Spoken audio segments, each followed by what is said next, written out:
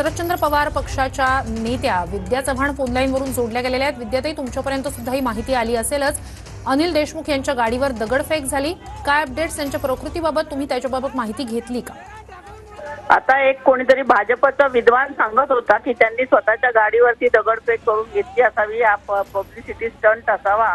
असल्या लोकांना तर हंटरने फोडून काढलं पाहिजे। असं कोणी स्वतःवरती हल्ला करून घेत नाही, पण हे स्वतः हल्ले करायचे भाजपचे लोक आता पराभव दिसायला लागलाय त्यांना डोळ्यापुढे, आणि म्हणून ते अशा प्रकारे प्रतिक्रिया देत आहेत। त्यांना लाज शरम वाटायला पाहिजे की आपण आता हार बघून अशा प्रकारे हल्ले करतोय। माझी गृहमंत्र्यावर अशा प्रकारचा हल्ला होतोय। आपल्या देशामध्ये जस्टिस लोहियांचा खून होतो, परंतु तोही दडपून ठेवणारे लोक आहेत हे। त्यामुळे याच्यावरती आणखीन काय बोलणार? इतके निर्लज्ज लोक, इतके राजकारणात आलेले आहेत, निर्ढावलेले आहेत आणि सत्तेवरती बसलेले आहेत, आणि त्यांना साथ देणं हे अगदी चुकीचं आहे। परंतु अशा लोकांची ही वृत्ती ठेचून काढली पाहिजे, आणि हे भयानक प्रकार सगळे सुरू झालेले आहेत। आणि कोणी स्वतःवरती कधी कोणी हल्ला करून घेत नाही। किती पब्लिसिटी स्टंट वगैरे असे शब्द वापरणं, यांना थोडी शरम वाटली पाहिजे। कोण बोलत होते माझ्या आधी, त्यांचं नाव मला कळलं तर बरं होईल जरा। विद्याताई, सगळ्यात आधी तुम्हाला अनिल देशमुख यांच्या प्रकृतीबाबतचे काही अपडेट्स मिळालेले आहेत का? आम्हाला त्याबाबत काही माहिती तुम्ही देऊ शकाल का? नाही, त्यांची प्रकृती म्हणजे त्यांना एकदम शॉक बसलाय तो, आणि आता ते डॉक्टरकडे निघालेले आहेत, आणि त्याची पुढची जास्ती माहिती, हा हल्ला कोणी केला, कसा काय केला, काय झालं याची माहिती कार्यकर्त्यांकडे निश्चितच असणार आहे।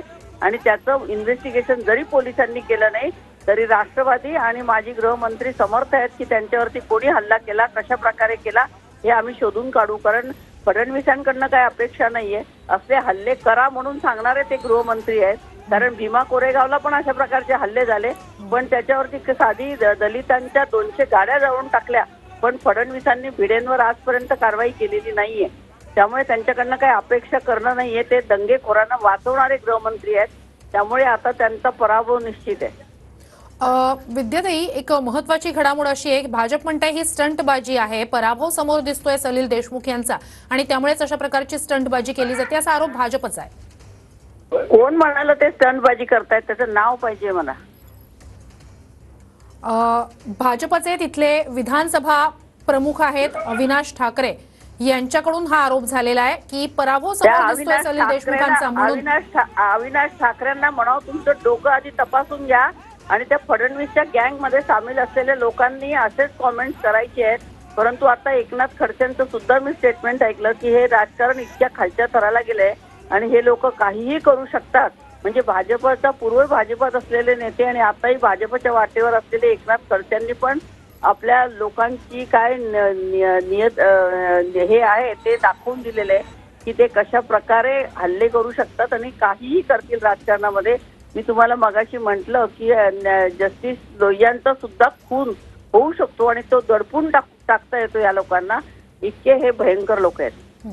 विद्याताई, खरं तर यावेळेला विधानसभा निवडणूक एकाच टप्प्यात 288 मतदारसंघांसाठी मतदान होणार आहे।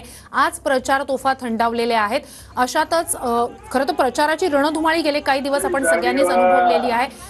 यावेळेसची निवडणूक अभूतपूर्व अशी असतानाच विद्याताई, मी तुमच्याकडे येतेच। आपल्या सोबत फोनलाईनवरून जोडले गेलेले आहेत अविनाश ठाकरेजी, भाजप विधानसभा प्रमुख आहेत। अविनाश ठाकरेजी, अनिल देशमुख यांच्या गाडीवर बेलफाट्याजवळ दगडफेक झाली। हो, तो व्हिडिओ पाहिला मी। जखमी झालेत अनिल देशमुख यात? हो, व्हिडिओ पाहिला मी। हा, याबाबत तुम्हाला म्हणजे या सगळ्याबाबत पोलिसांचा आता तपास तर सुरू आहेच, मात्र हा सगळा प्रकार अज्ञातांकडून दगडफेक झाल्याची माहिती आता तरी समोर येते। तुम्ही स्थानिकांकडून याबाबतची काही माहिती घेतली का?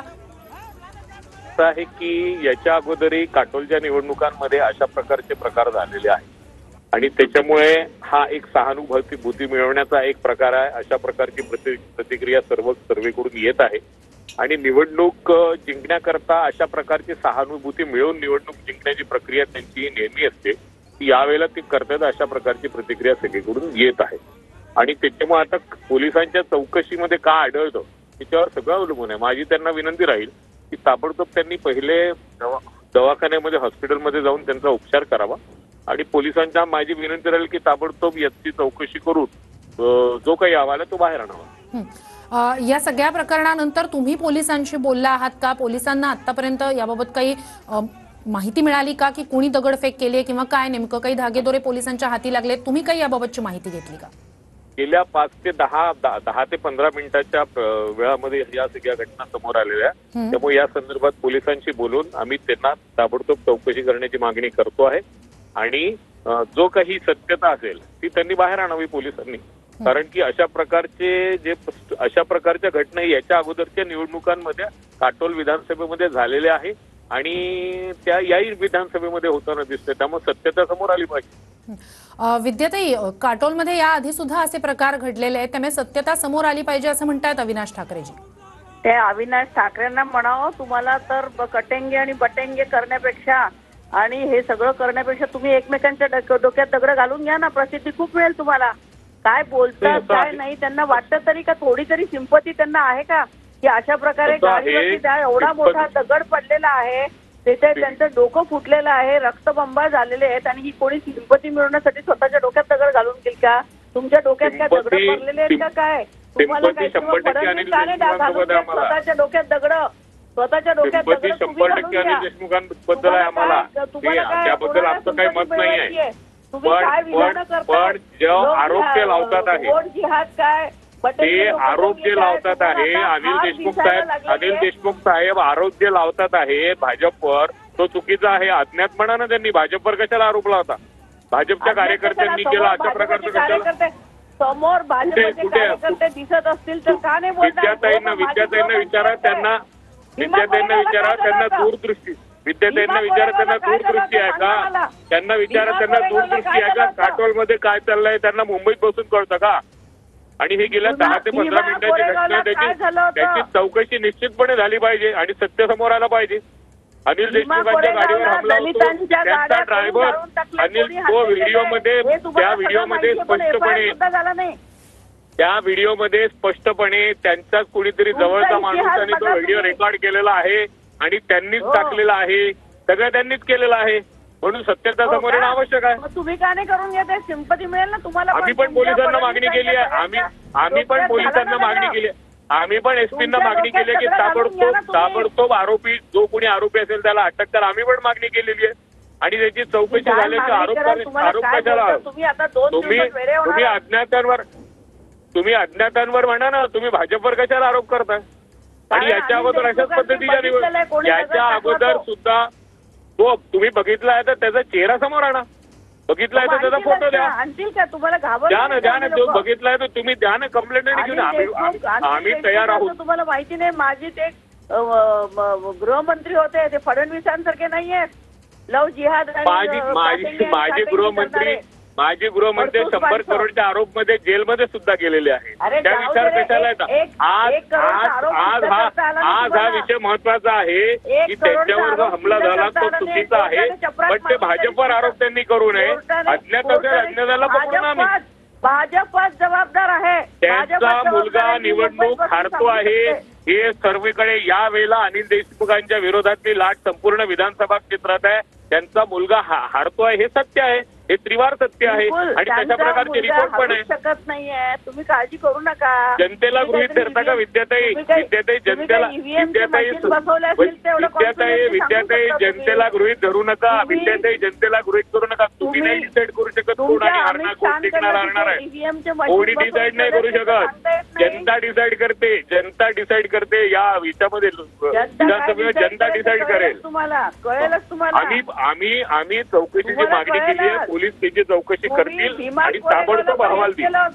भीमा कोरेगावला दलितांच्या 200 गाड्या जाळून टाकल्या आणि तो व्हिडिओ मास्टर तुमचा विद्याताई आता मराठवाडा विद्याताई गोवारी समाजाचं विद्याताई 113 गोवारी नागपूरमध्ये मारला गेले होते. विद्याताई 113 गोवारी नागपूरला मारले गेले होते. आठवतं का तुम्हाला? किंवा कोण होते त्याच्याला? तुम्ही जुने मुर्दे कशाला उघडता? मराठा विद्यापीठाच्या मराठवाडा विद्यापीठाच्या वेळेला काय प्रकरण घडले सगळ्यांना माहिती आहे. पालघरमध्ये साधूंवर जो हल्ला झाला तो सगळ्यांना माहिती आहे. आज पालघरमध्ये हल्ला झाला सगळ्यांना माहिती आहे. त्याच्यामुळे त्याच्यावर आम्हाला जायचं नाही. आम्ही मागणी केली पोलिसांना ही चौकशी व्हावी आणि ताबडतोब आरोपी जो काय तो समोर यावा. पण त्यांनी भाजपवर आरोप करू नये. जो कोणी अज्ञात असेल त्या अज्ञातावर आरोप करा ना, येऊ द्या ना चौकशी, तुम्हाला काय प्रॉब्लेम आहे. आणि आम्ही त्यांना म्हटलं अनिल देशमुखांना की त्यांनी पहिले ट्रीटमेंट घ्यावी, हे सर्वात महत्त्वाचं. तुम्ही नका काळजी करू, आम्ही समर्थ आहोत त्यांना ट्रीटमेंट द्यायला. तुम्ही नका काळजी करू, तुम्ही जावा उद्याच्या बंदोबस्त करा ईव्हीएम मशीनचा, जावा. डाव घेतात. विद्याताई अविनाश ठाकरेजी, हे आरोप प्रत्यारोप प्रचाराच्या रणधुमाळीत सुद्धा झाले, एरवी सुद्धा होत राहतील. मात्र या सगळ्यात एक महत्त्वाचा मुद्दा आहे, आरोप प्रत्यारोप सभांमधनं होणं, असे होणं हे ठीक आहे, इथपर्यंत ठीक आहे. मात्र थेट हल्ला करणं हे आपल्यासारख्या राज्याच्या दृष्टीनं, ज्याला आपण पुरोगामी राज्य म्हणतो, लोकशाही आपल्याकडे इतक्या व्यवस्थित प्रमाणात प्रचलित असताना अशा प्रकारचे हल्ले होणं हे निश्चितच निषेधार्ह आहे. हे दोघं मान्य कराल? विद्याताई, सगळ्यात महत्त्वाचा मुद्दा हा की अशा प्रकारे हल्ला होणं हे निषेधार्ह.